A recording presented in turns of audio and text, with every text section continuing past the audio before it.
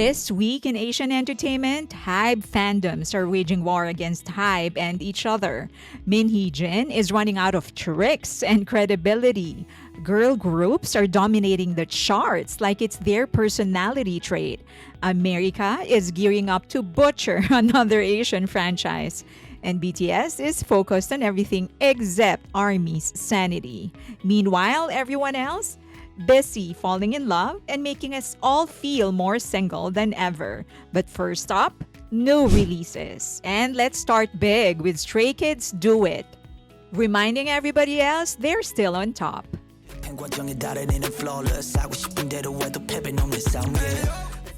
Micah's dream floats in softer tones into our hearts. Cha Eun-woo's Saturday Preacher is so smooth it should come with a bias-wrecking disclaimer. XG's Jurin Asayas PS118 with Rhapsody makes every recycled girl crush concept look embarrassingly outdated. XG's the group of Martians. You know when I'm rocking, you get blasted in the process. No nonsense. Baby Don't Cry's I Don't Care has the exact energy K-pop fans wish they had during Fan Wars.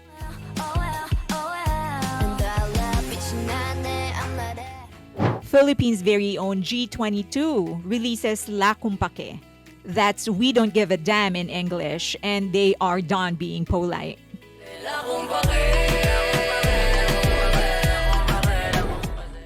80s San unleashes Creep.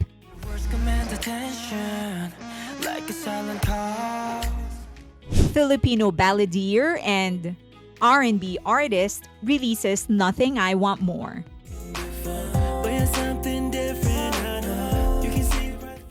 Indonesian girl group Nona is out with The One.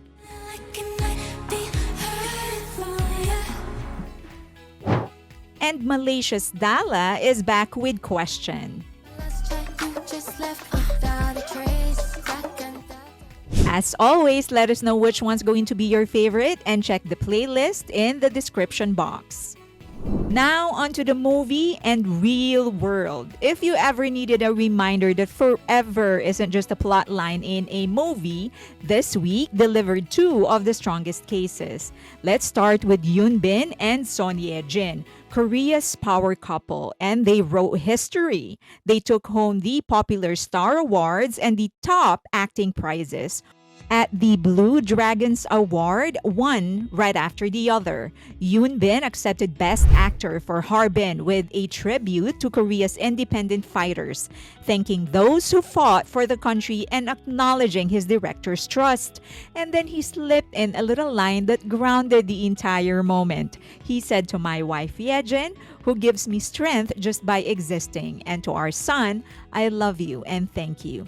But moments later, Son Ye-jin took the stage for Best Actress for no other choice. And she admitted she hadn't prepared a speech and she really looked genuinely overwhelmed and reminded everyone how long her career has carried this dream. She closed by sharing the win with two men that she loved the most, Kim Tae-pyong, that's Yoon Bin, and their baby.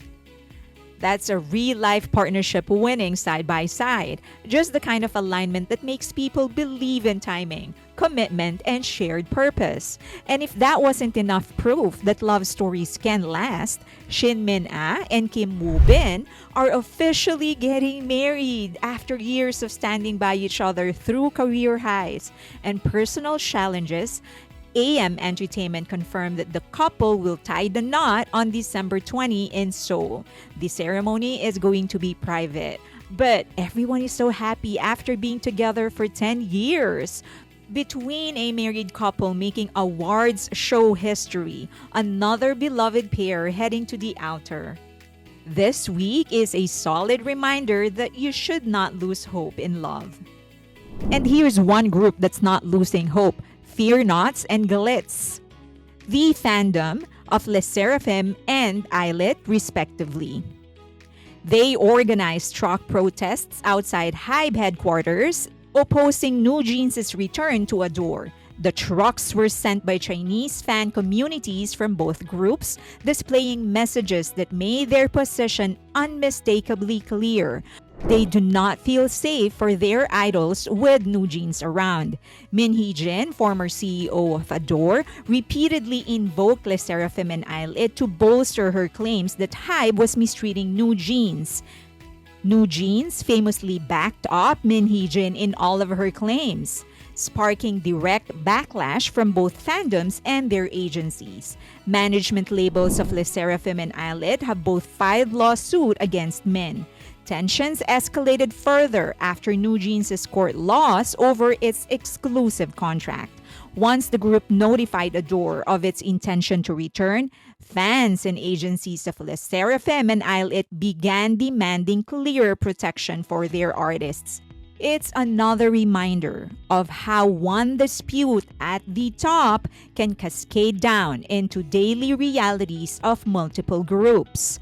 But one good news about SSERAFIM, they lit up the Tokyo Dome. On November 18 and 19, 2025, the five-member powerhouse performed a two-day encore of their Easy Crazy Hot World Tour with a sold-out encore at Tokyo Dome, drawing a staggering 80,000 fear knots across two memorable nights. SSERAFIM etched their name as the highest-grossing fourth-gen K-pop girl group concert at Tokyo Dome with an estimated 1.386 billion yen, or about $9 million in revenue. They topped the charts among peers like IVE, aespa, and Nugins per reports. While attendance trails IVE 95,800 from 2024, SSERAFIM's ticket prices and merch frenzy pushed their haul to the summit, marking a financial mic drop in a venue that has crowned legends like Michael Jackson. The real heartstopper, the unfiltered emotions spilling from Sakura and Kazuha, Japan's homegrown babies. Sakura, who first graced it 11 years ago as a wide-eyed AKB48 member, called the full circle moment surreal. She said that she achieved many dreams but also gave up a lot. Still, she said that she would choose the idol path all over again, even if she were to be born again. Kazuha echoed the gratitude. She thanked the fans for turning someone like her into an idol she herself can be proud of. Fear not, your queens just proved the hotter the crazy, the brighter the easy. And guess what? They have an encore in Seoul, South Korea. Let's wait for the announcement. Speaking of Hee-Jin, it's been a wild week for her. After registering her new agency OOK Company Limited in October with 30 million Korean won or 21,000 USD in capital, Min listed its office in Seoul, Gangnam-gu near Nonyeon-dong and Garusugil. Fans speculate that OOK could eventually house Nugins, but then it appeared to be for rent. So, everyone's asking, did she just use that as a fake address? There are rumors of Japanese investors backing out, but that's unconfirmed. Current reports suggest that OOK is for now a solo Min venture. But it's not just her business ventures that's gaining attention. On November 16, through her lawyer No Yang-hye's YouTube channel, she demanded that Adore reinstate all 5 Nugins members. Adore had only confirmed Haerin and Hee-In's return, leaving Minji, Henny, and Daniel pending. Min accused the company of splitting the children and claimed that she has spoken with the trio directly since the ruling. The backlash was swift. Korean accused her of hypocrisy and noticing she raised concerns about minors only when it benefited her, despite ILLIT and SSERAFIM also debuting with underage members. Many believe that in her attempt to salvage her reputation, she published the July 15 police decision that cleared her of breach of trust regarding the alleged Adore takeover. But critics highlighted glaring omissions in the police report, including failure to incorporate Hybe's audit findings. Hybe immediately appealed, Crucially, the police ruling came before the civil court's October 30 decision, which upheld NewJeans' exclusive contract through 2029 and ruled Min's firing not a breach. And as the saga drags into yet another week, the question becomes impossible to ignore. After the court ruled she breached her duties, after her own KakaoTalk messages showed her mocking the very artist she claimed to protect, who exactly is supposed to trust her now? The legal battles will continue, but trust, once gone, rarely comes back with a ruling. And we're not done with girl group news. Let's talk about JENNIE of Blackpink. Her solo push is very much in real time. Her agency Ad Atelier confirmed that she'll be performing at the 2025 Melon Music Awards and headlining Spain's Mad Cool Festival 2026 next July, making her the only K-pop act invited to the festival's main stage. JENNIE is going to take the spotlight, performing alongside giants like Foo Fighters, Florence and the Machine, 21 Pilots, and Nick Cave. Mad Cool has hosted everyone from Olivia Rodrigo to Lizzo, and landing JENNIE in that lineup says exactly where her solo star power is positioned right now. Congratulations, Blinks! NMIXX will also be launching their first world tour, 2025 NMIXX First World Tour Episode 1, Zero Frontier in Incheon, kicking off at the Inspire Arena in Incheon on November 29 and November 30. Congratulations! Good luck! Meanwhile, 50/50 is gearing up for a different kind of moment.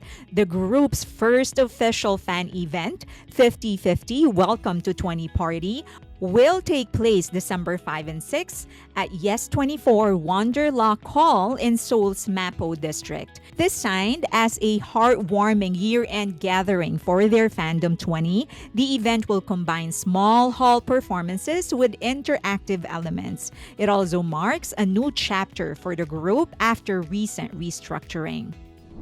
But boy bands are not to be left behind. TXT YEONJUN's sophomore outing, No Labels Part 01, is clearing records. It sold over 542,000 copies on Hanto in a single day and passed 601,000 in its first week, landing him in half-million seller territory. Pretty impressive in the streaming generation. In the US, it debuted at number 1 on Billboard's top album sales and top current album sales, and number 10 on Billboard 200 with roughly 29,000 combined units. That's the second highest 2025 entry for a K-pop male soloist behind his label mate BTS's Jin. In Japan, it hit the charts and the album entered Oricon's digital ranking, while YEONJUN himself climbed to number 6 on the Artist 100. 6 years after his debut with TXT, No Labels reads less like a side project and more like a formal declaration. YEONJUN can carry a full era on his own. But here's a group who has made it clear they have no plans on going solo, at least not yet. Stray Kids. Stray Kids' Do It, the title track for their new self-produced SKZ It tape, dropped in November 21 and immediately turned the charts into a sweep. They became the first K-pop act in 2025 to achieve a full global iTunes all-kill, hitting number 1 in Worldwide iTunes Songs Chart, Worldwide iTunes Album Chart, European iTunes Song Chart, and European iTunes Album Chart. What about the YouTube numbers, you asked? Even wilder. The Do It MV pulled 16,366,799 views in 24 hours, making it Stray Kids' most viewed MV in its first day and the most viewed MV by a fourth-gen K-pop group in 2025 within the first 24 hours. Add to that over 1.05 million Spotify pre-saves and the first K-pop album to ever cross that milestone, and their fastest comeback turnaround to date. And you can see why industry trackers think this might become their 8th consecutive Billboard 200 #1. That's chaos, precision, and record-setting numbers, a very Stray Kids way to close the year. But a big question is, do you think they're gonna go on a world tour before Lee knows enlistment? Let me know in the comment section. And here's another question we might not have an answer to, at least not right away. Squid Games. It looks like the Squid Game universe is expanding again, and this time with an American adaptation that now appears far more concrete than the early rumor cycle suggested. Multiple US outlets report that Squid Game America is scheduled to begin filming next year. What started as an unconfirmed chatter about a Hollywood spin-off supposedly led by David Fincher was initially denied by creator Hwang Dong-hyuk. But this week, Radio Times and other industry sources noted that Squid Game America has officially been listed on the Film and Television Industry Alliance website.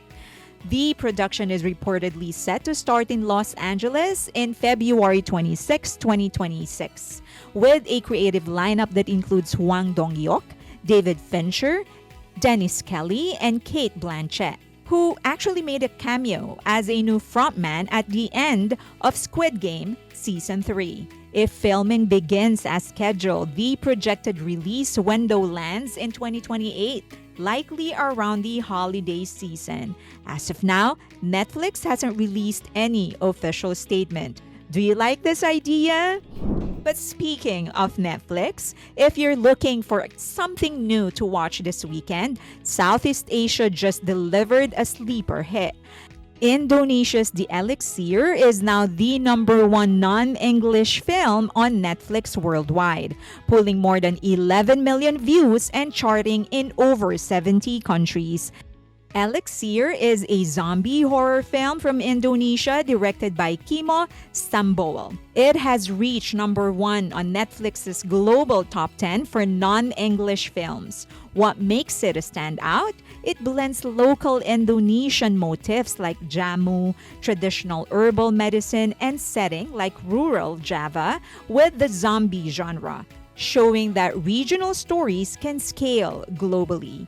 The premise, a traditional herbal concoction meant to heal, ends up unleashing a terrifying outbreak in a rural Javanese village, mixing folk medicine, superstition, and fast-moving horror. It's gritty, scenic, and very Indonesian in all the best ways. If you want something fresh in the zombie genre, this one deserves a spot on your list. And while we're in the subject of zombies, LABUBU. Okay, it's not really a zombie. In fact, a lot of people find it cute. But in an unexpected but kind of inevitable news, the LABUBU craze might actually be heading to the big screen. According to The Hollywood Reporter, Sony Pictures has closed a deal to develop a movie based on the widely popular dolls, the toothy little monsters from China's Pop Mart that turned 2025 into a global blind box stampede. The project is still in early development and Sony hasn't decided whether it's to be a live action or animated movie. And Sony, very on brand, declined to comment. LABUBUs have blown up everywhere this year, helped by high-profile fans like Rihanna and Blackpink's Lisa.